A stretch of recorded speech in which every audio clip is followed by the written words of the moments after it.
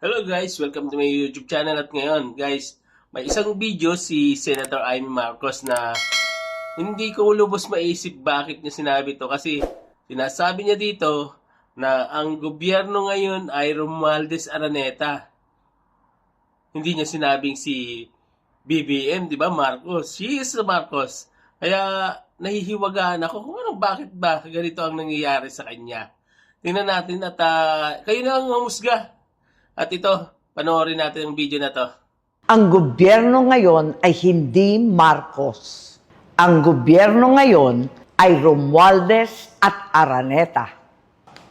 Payo ni VP, magpalit na raw ako ng apelyido. Sagot ko, Inday, hindi ko kailangan magpalit ng apelyido. Marcos ako. I'm me. Ako ay ako. Ako ay si Amy Marcos. At kapag Marcos ka, hindi ka makikipag-alyansa sa mga politikong nagbintang, nagdiin, at umapi sa iyong pamilya.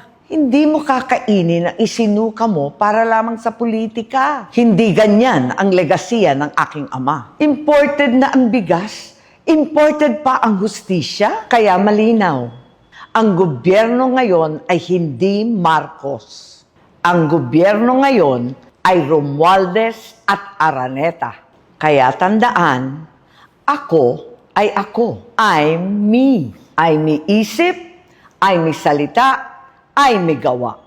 Number 39 sa balota, I'm me Marcos.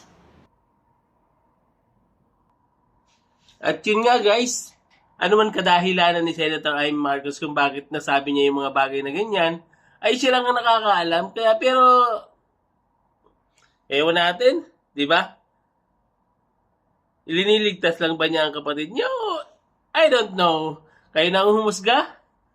Isipin niyo na lang kung anong nasa isip niyo. Comment right below kung anong mga opinion niyo. Yun lang guys at maraming salamat sa inyong panonood sa aking YouTube video. Maraming salamat. God bless everyone. I love you all.